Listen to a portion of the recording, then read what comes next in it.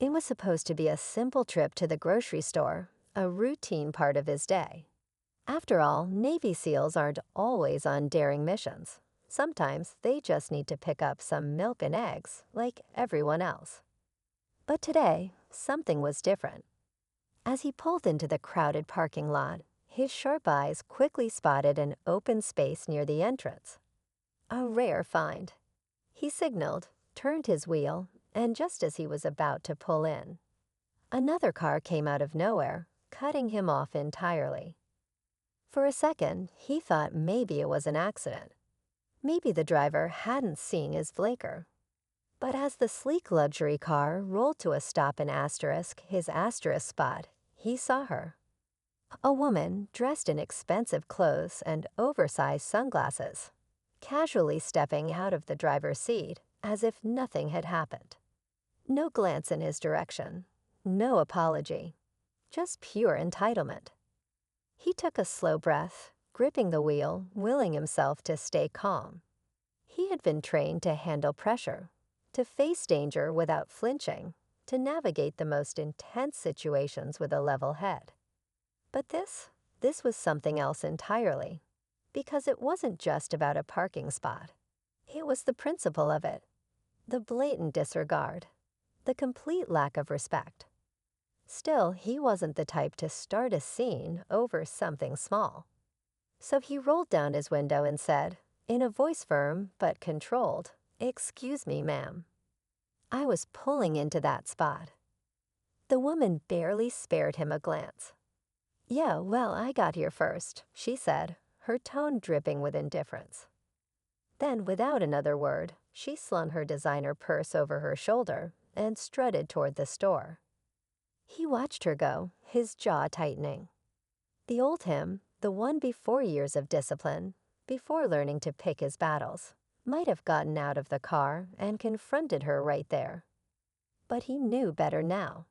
He had faced enemies more dangerous than entitled strangers in parking lots. So he exhaled and decided to let it go. Or at least, that's what he thought he was going to do. Because just as he began to search for another space, he noticed something. The woman had parked so carelessly that her car was partially blocking another vehicle. A vehicle that belonged to an elderly couple, both of whom were now struggling to get out. The old man looked frustrated, tapping his cane against the pavement as he tried to squeeze past the narrow gap. His wife muttered something under her breath, shaking her head. That was it. That was the moment the SEAL knew. He couldn't just ignore this. He put his car in park and stepped out, moving toward the couple with a kind of quiet confidence that came from years of experience. "Need a hand?" he asked, his voice calm, steady. The older man sighed, clearly irritated but grateful. "This lady just parked like she owns the place," he grumbled. "We can barely get out." The SEAL nodded, glancing toward the store entrance where the woman had disappeared. He could have let it slide when it was just about him. But watching this couple struggle, seeing how one person's selfishness had made things harder for others, he knew he had to say something. He turned back to the couple and offered a reassuring smile. "Don't worry, I'll take care of it." And with that, he walked toward the store, his steps slow and deliberate, already knowing that this was about to take a turn the woman never saw coming. What she didn't know, what she couldn't know, was that this man wasn't just anyone. He wasn't just some average guy she had brushed off in a parking lot. He had been trained for situations far more intense than this. He had spent years developing patience, strategy, and an unwavering sense of justice. And if there was one thing he couldn't stand, it was arrogance going unchecked. Inside the store, he scanned the aisles until he found her. She was browsing through organic snacks, looking completely unbothered, as if she hadn't just been inconsiderate to two different people in the span of 5 minutes. The woman's confidence started to waver as she watched the man calmly speaking with the store manager. She couldn't hear what was being said, But the way the manager's expression shifted, first confused, then serious, told her it wasn't good. And then there was the phone in his hand. The picture. Her heart thudded just a little harder. She hadn't expected this. She was used to people rolling their eyes, maybe grumbling under their breath, but ultimately walking away. That's how it always went. A little attitude, a little arrogance, and people usually just let it go. But this guy, he was different. There was something about him that made her uneasy, something she couldn't quite place. He wasn't yelling, wasn't making a scene. He didn't need to. He carried himself with a kind of quiet authority that made people listen. She turned back toward the shells, pretending to be deeply invested in a bag of organic trail mix. Maybe this would just blow over. Maybe the manager would nod politely and do nothing. And by the time she was done shopping, the whole thing would be forgotten. But deep down, she wasn't so sure. Meanwhile, outside, the elderly couple still struggled near their car. The old man had finally managed to squeeze out of the tight space, but his wife was having more difficulty. Her frustration was evident in the way she sighed and muttered under her breath. A few other shoppers had noticed the situation, some throwing sympathetic looks, others shaking their heads at the woman's careless parking job. One man, a middle-aged father holding his young daughter's hand, leaned over to the elderly gentleman. "Want me to help back your car out?" he offered. "Might be easier." The older man nodded, grateful. "That'd be great, son." As the father took the keys and carefully maneuvered the car out of the too tight space, more people began to take notice. The inconsiderate way the luxury car was parked stood out even more now that the elderly couple's vehicle had moved. It was crook, partially blocking another spot, and clearly left without much thought for anyone else. Back inside, the SEAL finished his quiet conversation with the manager and slipped his phone back into his pocket. The manager nodded, glancing toward the entrance, as if debating his next move. The woman, still pretending to browse, stole another glance in the SEAL's direction. He wasn't looking at her anymore, which somehow made it worse. He wasn't waiting for her reaction, wasn't trying to provoke her. That meant he truly didn't care about making her uncomfortable. He was simply doing what he felt was right, and that irritated her more than anything. Finally, she let out an exaggerated sigh and made her way toward the front of the store. Maybe if she just left now, she could avoid whatever this was turning into. She could hop into her car and be gone before it escalated further. But the moment she stepped toward the checkout area, she realized her mistake. The SEAL was already there. He hadn't left. In fact, he was casually standing near the front, as if he had all the time in the world. He wasn't even looking at her, but she knew he was aware of her every move.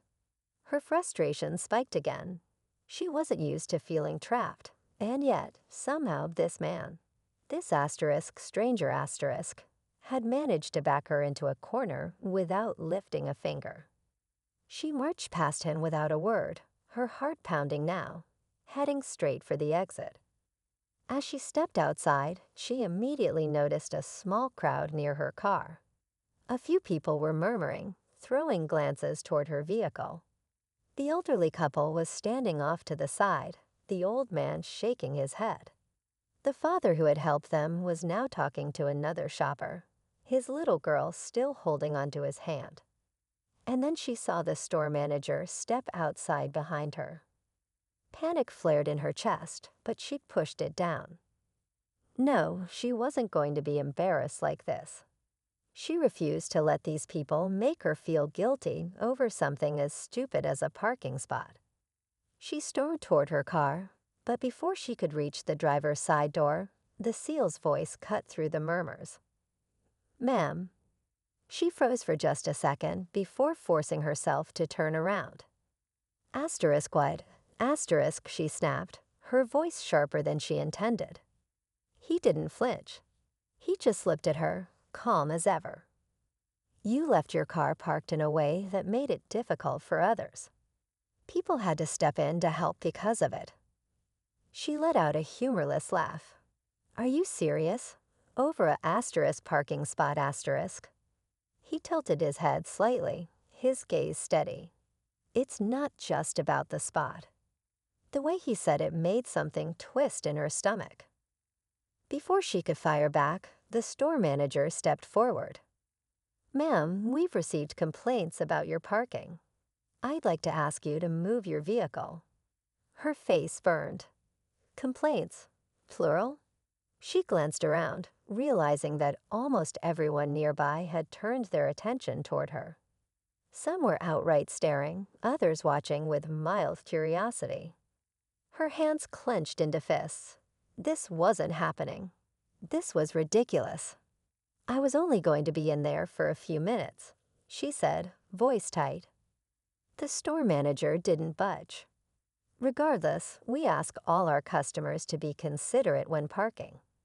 Please move your car. The seal said nothing, just stood there watching. He wasn't smirking, wasn't gloating. That somehow made it worse. If he had been mocking her, she could have lashed out. But instead, he was simply asterisk their asterisk, a reminder that she had done something wrong, and there was no way out of it now. She inhaled sharply, turned on her heel, and yanked open her car door. Without another word, she slid into the driver's seat, jammed the key into the ignition, and threw the car into reverse. As she backed out, faster than necessary, she caught a glimpse of the seal in her rearview mirror. He wasn't watching her like he had won. He wasn't celebrating. He had already turned away, walking back toward his own car, as if she was no longer even worth his time. And somehow, asterisk that asterisk was the thing that stung the most. She sped off, her hands gripping the steering wheel so tightly her knuckles turned white. She didn't want to admit it, but something about that entire encounter had shaken her. She had faced annoyed people before, had brushed off judgment without a second thought.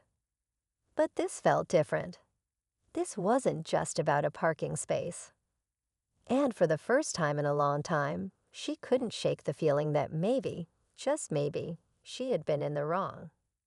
As she drove away, the woman's hands were still gripping the steering wheel tightly, her mind racing. She could still feel the weight of the seal's stare, not in a threatening way, but in a way that made her feel exposed. He hadn't yelled, hadn't insulted her, hadn't even tried to make her feel small. Yet somehow she felt embarrassed, and that was the part she couldn't shake. Her phone buzzed in the cup holder, snapping her out of her thoughts. She glanced at the screen, her best friend Nicole. With a huff, she tapped the speaker button. Hey, she said, trying to sound normal. Oh, Nicole's voice came through immediately. What happened? What do you mean? I can hear it in your voice. Spill. She sighed, debating for a second whether she should even say anything. But the irritation was still fresh, and if anyone would understand her frustration, it was Nicole. You're not going to believe this, she started, shifting in her seat as she pulled onto the highway. I was just at the store, and some asterisk military guy asterisk, completely called me out over a stupid parking spot. Nicole laughed. Called you out? Like how? He went to the asterisk manager asterisk Nick, the actual manager, and then the manager asked me to move my car like I was some kind of child. There was a pause. Wait, hold on. Why? What did you do? She groaned. I parked kind of close to some old couple's car, but it wasn't that big of a deal. People do that all the time. And besides, I was only going to be in the store for a minute. Nicole didn't answer right away. That silence made her uneasy. What? She pressed. I mean, Nicole hesitated. If you blocked them in, I kind of get why they were upset. Were they actually stuck? Her fingers drummed against the wheel. I asterisk guess asterisk they had trouble getting out, but someone helped them. It's not like they were stranded or anything. Another pause. Okay, but did the guy actually asterisk yell asterisk at you? No, she admitted. But that's the thing. He didn't need to. He just stood there, all calm and serious, like I had personally offended the universe. It was weird. Nicole chuckled. So what, you're mad because some guy made you feel bad asterisk without asterisk yelling at you? She scoffed. No, I don't know. Maybe? She exhaled loudly. It was just annoying. The way he acted, like he had the moral high ground or something. Like I was some selfish villain. Nicole was quiet again, and that only made her more irritated. Poe, you asterisk agree asterisk with him, don't you? I'm just saying, Nicole said carefully, maybe it's not about who's right or wrong. Maybe it's about how it made you feel. That hit a little too close. Okay, therapist, she muttered. Nicole laughed. Hey, I'm just here to support you asterisk and asterisk, give you a reality check when needed. She rolled her eyes, but a small smirk tugged at her lips. Yeah. After they hung up, the rest of the drive felt heavier. As much as she wanted to brush it off, something about the entire situation still sat in her chest like a weight. And then there was asterisk him asterisk. The way he had looked at her. Not with anger, not even with disappointment, but with a kind of quiet certainty. Like he knew exactly who he was, and he wasn't about to argue over something so trivial. He had just asterisk stood there asterisk, confident, unshaken. That bothered her more than anything. Because the truth was, she wasn't used to feeling unsure of herself. She was confident, bold, always in control. But something about that moment had chipped away at her usual defenses. She shook her head and focused on the road. This was ridiculous. It was just a parking spot. Just a random guy. She needed to let it go. But she didn't. A few days passed, and she found herself thinking about it more than she wanted to admit. Every time she pulled into a parking lot, she was asterisk aware asterisk of how she parked. More than usual, and even though she would never say it out loud, she had started making sure she wasn't blocking anyone. It wasn't guilt exactly. It was more of an uncomfortable self-awareness, the kind that creeps in when you realize you asterisk might asterisk not have been the good guy in a situation. And then one afternoon she saw him again. She was at a different store this time, grabbing coffee from a local cafe before heading to an appointment. As she walked toward her car, she spotted him across the parking lot, standing near a black SUV. He wasn't in uniform this time, just a plain t-shirt and jeans, but there was no mistaking him. For a split second, she considered walking the other way, pretending she hadn't seen him. But before she could make a decision, he turned, and their eyes met. There it was again, that same quiet confidence. And just like before, he didn't look angry. He didn't look smug. He just asterisk looked asterisk. Something in her bristled. She wasn't going to let this random stranger have the last word. She strode toward him before she could overthink it. Hey, she said, crossing her arms. He nodded, polite but unreadable. Ma'am. She hesitated. She hadn't really thought this far ahead. Now that she was standing in front of him, she wasn't even sure what she wanted to say. You know, she started, forcing a smirk. You never did tell me your name. His gaze remained steady. Didn't think I needed to. She let out a small laugh, but it sounded forced even to her. You always this serious? A hint of amusement flickered in his eyes. Only when it matters. That threw her off balance. She expected him to be dismissive, maybe condescending. But instead, he was asterisk honest asterisk. She shifted her weight, suddenly feeling exposed in a way she hadn't anticipated. "Look," she said, glancing away for a second before meeting his gaze again. She stopped herself. What was she even trying to say? That she wasn't as bad as she had seemed that day. That she wasn't some selfish, inconsiderate person. But before she could finish the thought, his phone buzzed. He glanced at it, then back at her. "Gotta go," he said simply. "Take care." And just like that, he turned and walked away. She stood there, watching him go, feeling a strange mix of frustration and something else, something she didn't want to name. Because for the first time in a long time, she had no idea what to do next. That encounter should have been the end of it. She should have just walked back to her car, driven away, and let it all fade into the past. But she couldn't. Something about the way he had looked at her, calm, steady, unshaken, made it impossible to forget. It wasn't just that he had called her out on the parking spot situation. It was the way he had carried himself, the way he hadn't needed to raise his voice to make a point. It left an imprint on her, and no matter how much she tried to shake it off, it lingered. For the next few days, it felt like everywhere she went, she was looking over her shoulder, half expecting to see him again.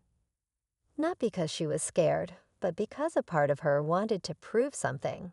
To him, to herself, she wasn't even sure anymore. She found herself replaying their conversations in her head, as if there was something buried in his words that she had missed. Then one evening, everything changed. She had just finished dinner with Nicole and was walking toward her car in the dimly lit parking lot when she heard a familiar voice. It wasn't directed at her, but it was unmistakable. That deep, composed tone. She turned her head sharply and saw him a few rows away, standing next to his SUV.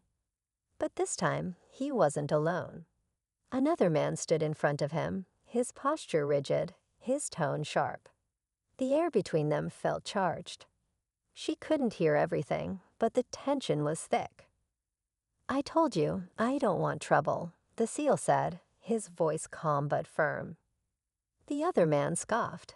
"Yeah, that's funny, because trouble seems to follow you." She froze. Something was off. This wasn't just a casual disagreement. The other man's body language was tense, almost aggressive. She glanced around the parking lot. A few other people were nearby, but no one else seemed to be paying attention. Her instinct told her to just get in her car and leave. This wasn't her problem. She didn't even no this guy beyond a couple of strange encounters. But something kept her rooted in place. The SEAL hadn't moved. His posture was relaxed, but there was an unmistakable edge to him now, like he was prepared for anything. "Walk away," he said quietly. The other man didn't budge. Instead, he leaned in slightly. "You think you're untouchable, don't you?" For a second, everything went still. And then the man took a step closer. Her pulse spiked. She didn't even realize she was holding her breath until she exhaled sharply. And that was when the SEAL finally moved. It was subtle, barely even noticeable, but his stance shifted just enough to send a clear message. A message that even she understood, and she wasn't the one facing him. The other man must have understood it too, because his expression flickered, just for a second. Then without another word, he stepped back.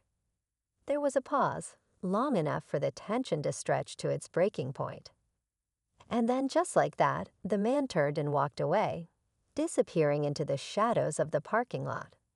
She let out a breath she hadn't realized she'd been holding. The SEAL stood still for a moment before finally turning toward his car, his expression unreadable. Without thinking, she took a step toward him. "Hey." He looked up, meeting her eyes. For the first time, he looked tired. Not physically, but in a way that went deeper, like he'd seen too much and carried too much. "Do you know that guy?" she asked, her voice quieter than she expected. He didn't answer right away. Then finally he said, "Not really." She frowned. That didn't seem like a friendly conversation. His gaze stayed on hers for a second before he sighed. It wasn't. She waited for him to say more, but he didn't. And somehow that made her even more curious. "Are you okay?" she asked, surprising herself. Something in his expression shifted, just slightly, like he wasn't expecting that question. "I'm fine," he said simply. She hesitated. She didn't know why she cared, but she did. Before she could push for more, he gave her a small nod. "Thanks for checking in." And then, just like before, he turned and walked away, leaving her standing there with more questions than answers. And for the first time, she realized something unsettling. She wasn't just curious anymore.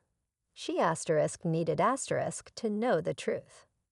That night, she couldn't stop thinking about what had happened in the parking lot. She replayed the scene over and over, analyzing every detail: the way the other man had leaned in, the way the seal had barely moved but still managed to control the entire moment. And then there was the way he had looked at her before walking away, like he was holding something back.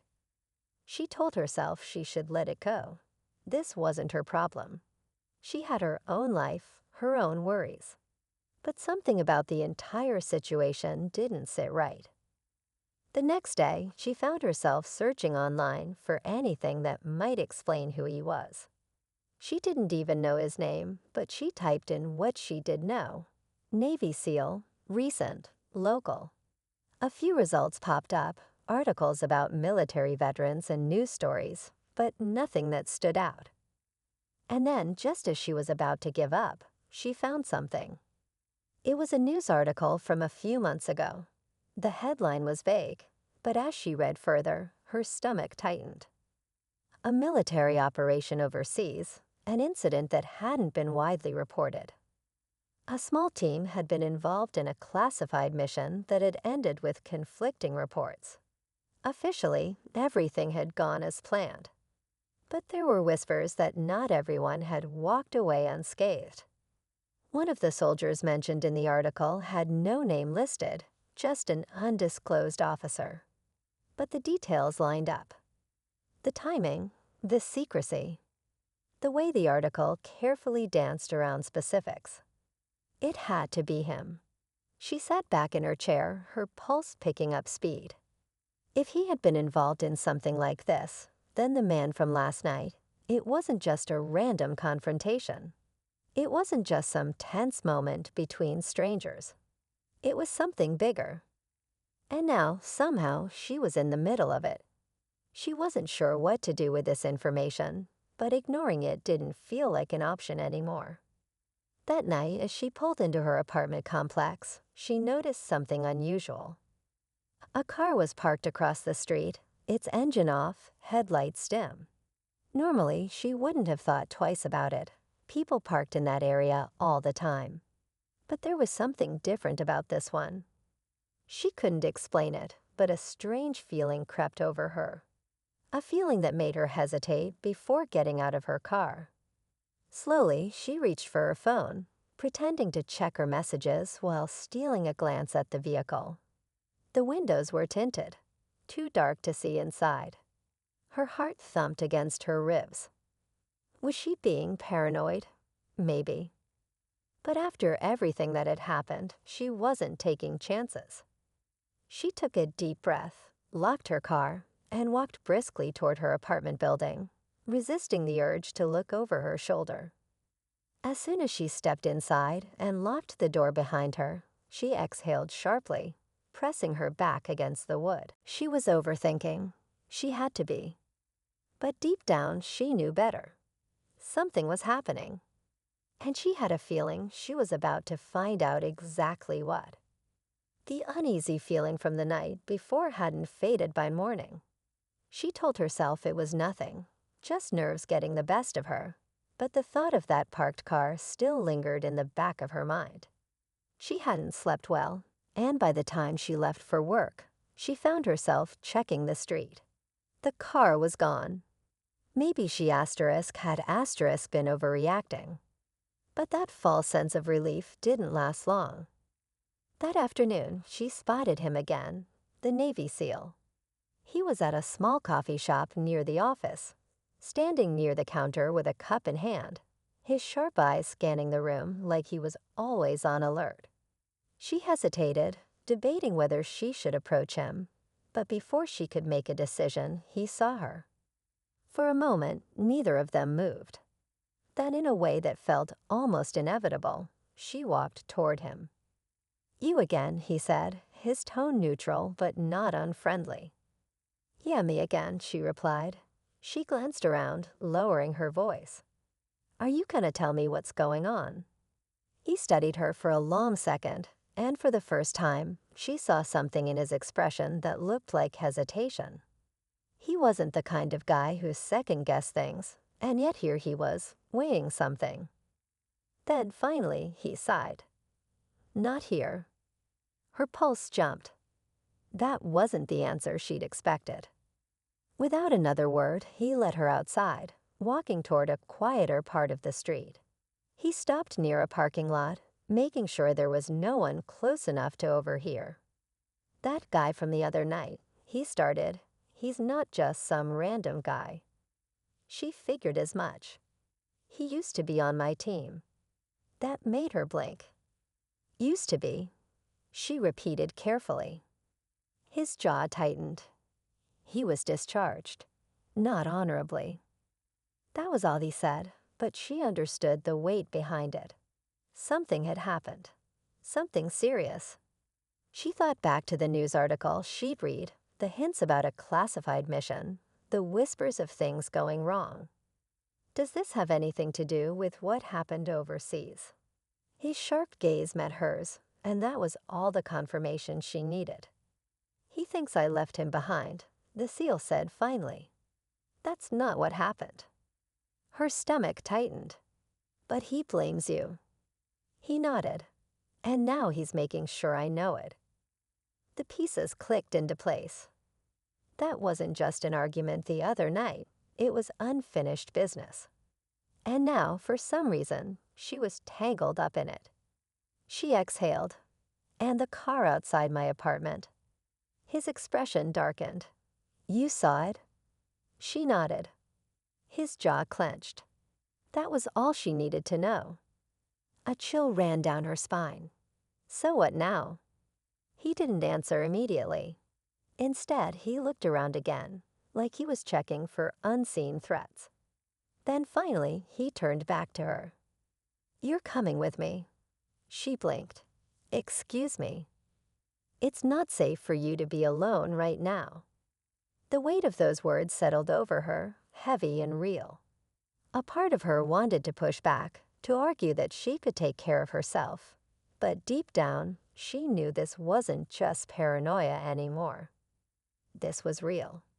And she had a feeling it wasn't over yet. She hesitated, her mind racing with everything that had happened in the past few days. This had started as a simple parking dispute, a moment of frustration, but now it had spiraled into something far beyond anything she could have imagined. She was standing in front of a man who had seen things she'd never understand, and now, somehow, she was caught up in whatever past he had tried to leave behind. "Come with you where?"